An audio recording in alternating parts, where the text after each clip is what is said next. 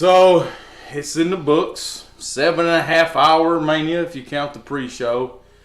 It was a long investment, and you could tell with the crowd. Yeah. The main event, by the time the main event could have been so much better, but the crowd was zapped at that point. Give it a B- as overall. Best Mania since 28, I think. Looking back on it. I mean, was the matches, some of them didn't live up to hype, some were better.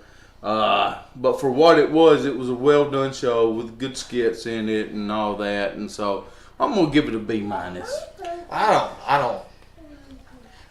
can't. I don't know. I'm not comparing it to other WrestleManias or nothing. I'm not comparing it to other WrestleManias. I'm just talking about how I felt at the time when I was watching it.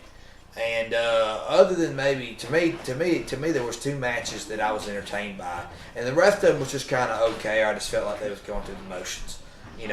I was entertained by the McMahon Miz match, and I was entertained by what I thought was the best match of the WrestleMania, Kofi and Daniel Bryan. But that's for me it was pretty underwhelming. So I did like with Hopkins breaking the losing streak, and he's like, I know he won on Raw here recently. So there's 2 in a row. He was 1 in 269, but yet he was one half of the tag team champions. I did like that. Nah, he's I did 2 like in that. Yeah. whatever. Yeah, 2 in 169 or 269.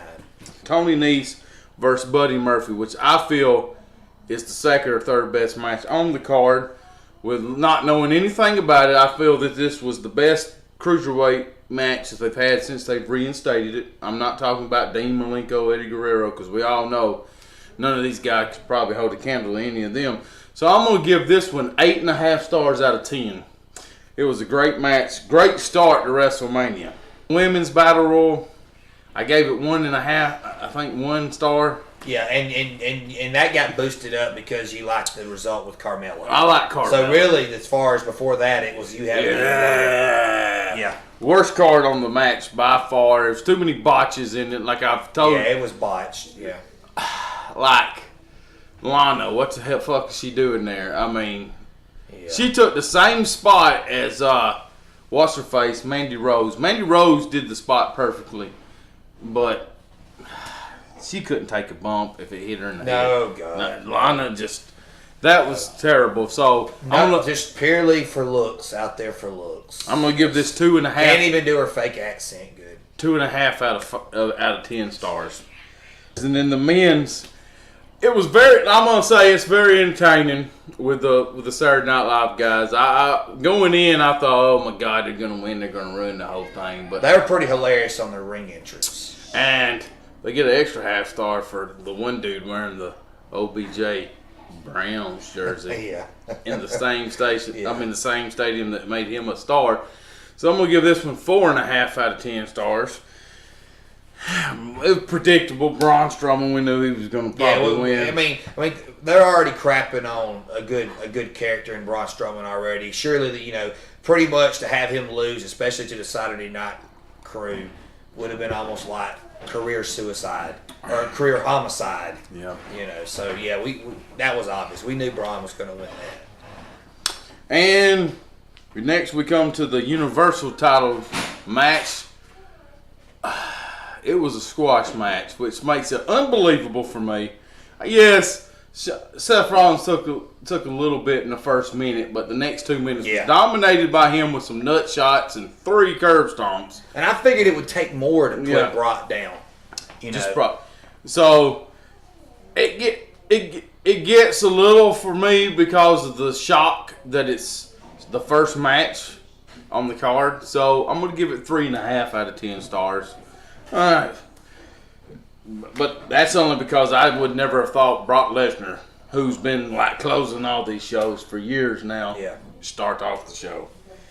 So, it's probably because, is he leaving yet? Is he done with that? Because I know he's supposed to be going back to UFC. Well, the rumor is he's going to fight Daniel Cormier or whatever. He's wanting to retire, and he wants his last match to be Brock Lesnar. So okay. That's what I'm hearing. I'm no UFC expert, but that's what I've been hearing. So next on to the AJ Styles, Randy Orton a dream match for some folks. But, I mean, it was okay. The shocking finish for me, because I figure Randy Orton, he hardly ever loses at Mania, so I give this 4 stars just because I wasn't expecting the end. Yeah, you was expecting Randy to win. Yeah. Yes, I was. And then the Usos, the only team to retain their belts all night. The Usos beat Aleister Black, Ricochet, Rusev, and Shinsuke, and the Bar. Yeah. For a Fatal 4 match, it wasn't nothing exciting to me. I mean, No, it was run of the mill. 2.5 stars out of 10. And then the Shane McMahon versus The Miz is. I love this match too. Great spot at the end. The finish was kind of shitty, but I mean, I even like the whole thing with the Miz's daddy getting in the ring. And you know he don't really fight. And now we see memes with him as the Mortal Kombat character. Yeah. And when I say shitty finish, the spot was great. The whole thing with Shane on top. I mean, I don't mind Shane winning. I don't mind Shane going over, but I guess that's a way for them to make them both look strong. Yeah, because the whole point behind that was, hey, the Miz, he won the battle. He won the war. The Miz beat the hell out of Shane and put him out cold. But by default, Shane still gets the win, so this way they can put them both over.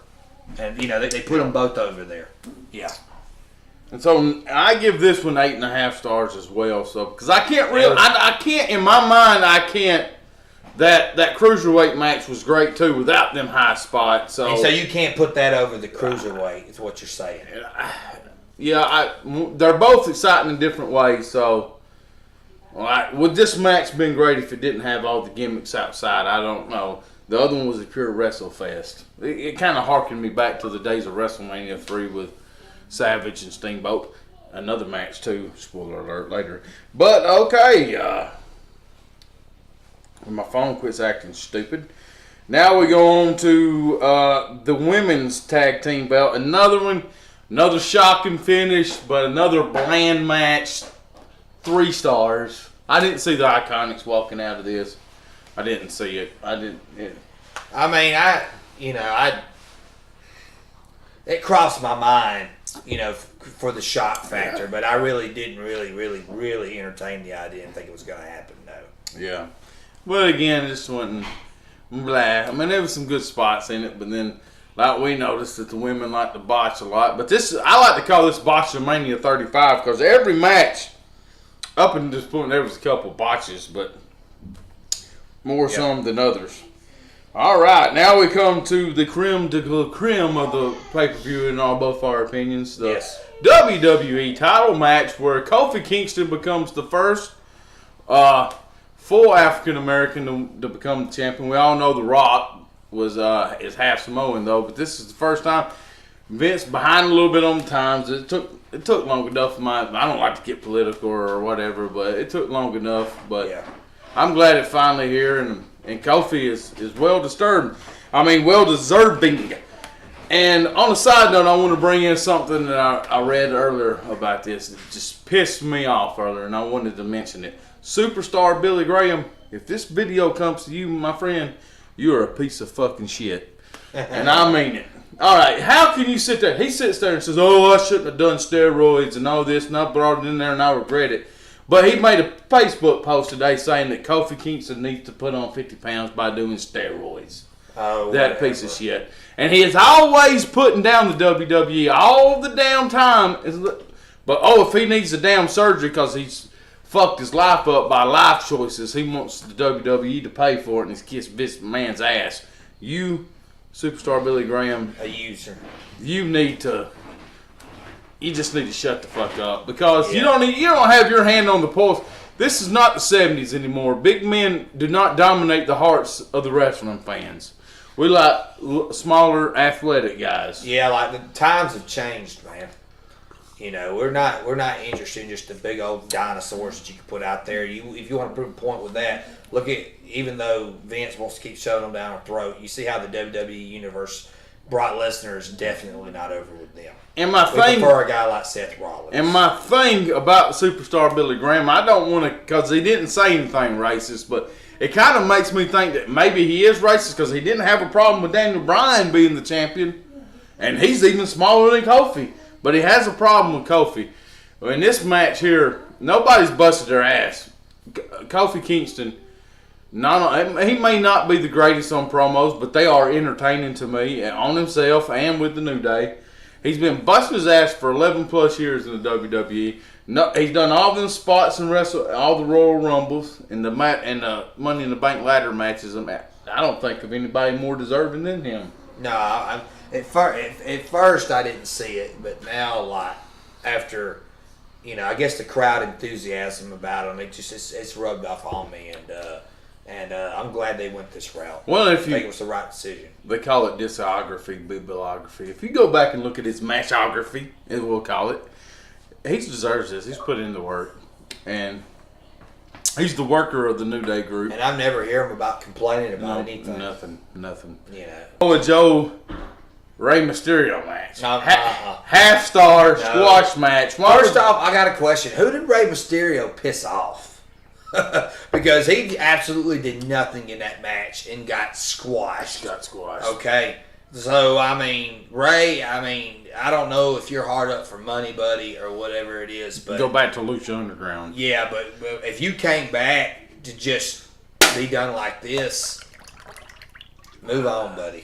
Because that was very, very, very bad for you. And I don't see no Daniel Bryan magic being sprinkled on them either, because Daniel Bryan got squashed in WrestleMania 28, and we know he was holding up both belts at WrestleMania 30. I don't see this with Rey Mysterio. I don't see him pushing him anytime. I don't know, just half star, and no fault to the performers. They're just doing what they're probably told. Hey, go out there and speed up the car, Samoa Joe. We know that you're the one that's going to win this, so go out there and just crush him.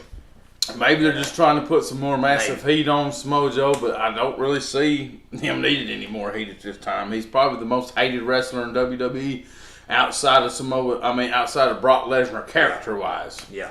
We all respect what Samoa Joe does in the ring, but we're talking kayfabe here. All right, now we're going on to the Roman Reigns-Drew McIntyre match. Another just average match. 4 stars out of. And we knew, and let's face it. Also, we knew who was going to win. Yeah, we knew. His first singles match since the battle, coming back from leukemia. Yeah. We knew who was going to win. And I don't think he's lost at WrestleMania other than the Seth Rollins cash in at WrestleMania 31, and he still looked strong at the end of that. So they're always trying to make Roman look strong. Yeah. And in fact, the way they was trying to push Roman and make him look strong before the whole leukemia battle, what do you think they're going to do to him afterwards? It's only a matter of time before the belt's back around him. Which belt, I don't know, but it's just a matter of time. It's just we got to see what they're going to do with this merging of the belts. I don't think they should do it this quick. I think they should save that for Survivor Series or something, because. Probably, yeah. It looks like, though, at this pace, they're pushing for SummerSlam. Man. You got these two guys that are massively both over, and you're going to alienate. You're going to piss off your fan base either way. So I think they should maybe wait or have maybe one of them lose the belt before they do it. But that's just my opinion. We'll see. Now we disagree on this match: Triple H versus Batista. Yeah, we didn't get any wrestling clinic here, but we have some good spots in it. There was a couple good spots, like I said, the nose ring, the tables wasn't busting, Ric Flair getting involved. So I'm gonna give this a pure 5 out of 10. And and it's not anybody's fault, not even Batista's fault. But it's just that and it's understandable because he hasn't been in the ring in so long. He's been off, he's becoming a Hollywood star now. Talking about Batista. The ring rust was just so obvious. Yeah. Which, like I said, that's understandable. But it still takes away from the match for me. I did like it was booked at the end. I do like Ric Flair showing up. I did like the match result. I did like the embrace with Triple H and Ric Flair. You can tell those two really do love and respect each other in real life, not just kayfabe. I mean, it showed there. I just felt like, that Batista just showed up. Hey, we're going to pay you a lot of money for this. Okay, boom. And I just felt like he just didn't really get ready for the match. Just the way I felt. And I think maybe he wanted to wrestle Triple H, but maybe they could have put a full-time performer in there or something that could have held these weaknesses. Because we forget Triple H only wrestles a handful of matches a year. He's the new Undertaker now. So, that, like I said, 5 out of 10 stars. I give it a little extra because I had a little time to spew in like the spots. I appreciated them. Now we go on to Baron Corbin versus Kurt Angle. And when I told Big E that Kurt Angle lost, he got a little upset. But if we keep in mind that wrestlers always go up looking at the ceiling on their last match, usually. Yeah. They usually go out losing. And you know what? I'm going to be honest with you. My first impression was, pissed off because I expected Cena. Of course, we all know that Thugonomics came out on Elias and interrupted his concert, as we seen. But, of course, I was one of the many people thinking that Cena was going to come out and challenge Kurt Angle because there's going to do some kind of kayfabe injury with Baron Corbin. And that didn't happen. So I was like, this is BS, man. And, I got to thinking about it, though. And I was like, hold on. So Baron Corbin was the one that wrestled Kurt Angle. Then Baron Corbin beat Kurt Angle. Yep. And I got to thinking about it. And then I was like, you know what? That's something surprising, unexpected. And then after I started realizing, I was like, it was different. It wasn't predictable. Then I was like, they're doing it because they're trying to get Baron Corbin heat as a villain, which it worked because he got booed the shit out of on Monday night. And I was like, you know what? It really wasn't as bad of an idea as I was thinking on instinct originally. It's actually not that bad of an idea. So actually, looking back in retrospect, I can see why they did it. I can see why they did it. And I can see Kurt Angle agreeing to do it because he's like, look, I'm all about the business first. I love the WWE and the life they gave to me. If they want me to lay down and let this guy have this pin because I'm moving on to greener pastures or whatever, and he's still going to be here and he's going to be a villain, let's give him some heat. And well, I mean, it made sense story-wise because they were in a feud for a long time. But if you look back in time, a lot of wrestlers, they lose their last match. Because that's what they do. They put somebody over when they go out. Yeah. Shawn Michaels lost his last match. Hell, even the great Austin lost his last match to The Rock. So, right. It's for the business, and I get it. Yep. So I give it 3.5 out of 10 stars, just because it really wasn't long, and also it wasn't long, but it was like it seems like a lot of it mostly was Baron Corbin in the driver's seat of the match. Well, I'll give it 4 because it was a nice speech by Kurt at the end of it. Yeah, that was touching. And then we got Finn Balor versus Bobby Lashley. I'm going to give this 6 out of 10 stars. Wasn't very long. Wasn't super great. There was a couple good spots in it, but I think it was one of the better of the weaker matches. It was the best of the weaker matches, and we got to see the Demon. We haven't seen it in God knows how long we've seen the Demon. I can't remember the last time we seen the Demon.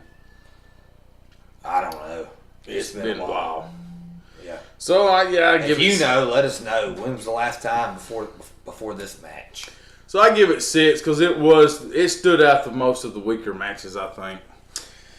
And then we got the women's main event, I believe. Yes, we do, which did not live up to the hype to me. And wasn't it botched at the end between it seemed like the ref was kind of confused, and then maybe Ronda was confused. Because the closing didn't seem like that. That wasn't supposed to be. It wasn't supposed to end right. Well, regardless of what you think about Dave Meltzer of the Wrestler Observer, but most of the time he knows his shit when it comes to this. He said that it was not planned for it to happen. It was Ronda Rousey's instincts, like from MMA, to do that kind of stuff. And because her shoulders was up. So it's on Ronda and it's on the ref because the ref went ahead and did the 3. So that was the ref, and then. so far there's been no storyline implications. Yeah, they've kind of brushed it off. Unless I have my cable box got messed up tonight, so I'm not able to watch SmackDown. So but I don't know what's happened on SmackDown. But if you watch Raw, for any of you that watched Raw, when they actually went and did a recap of that match and they were showing clips of it, when they went to show the 1, 2, 3 count, they blacked out the screen so you couldn't see the botch that Shooter was just referring to. Mm-hmm.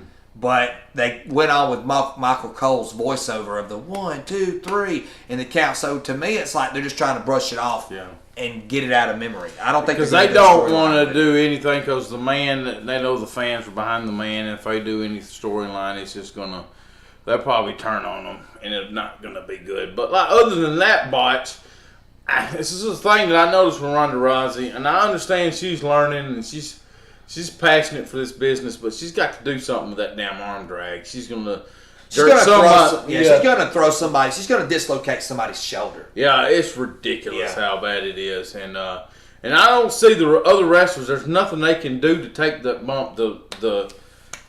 No, that's all on her. Yeah, the way she's just yanking it. I mean, she's been a great heel. And I can tell she's passionate. She's been showing up. But I just feel like she should have spent 3 to 6 months in NXT.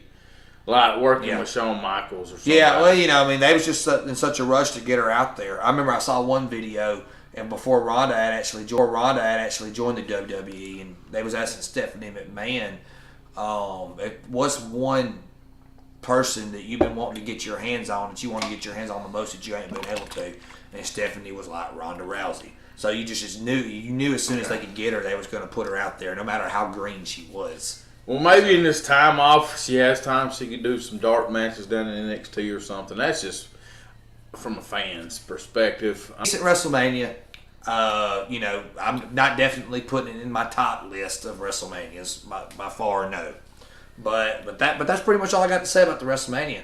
All right, and as Bruce Pritchard, talking as Jim Cornette would say, see you later, motherfuckers! And don't forget, nerds, live long and prosper. That's right, motherfuckers!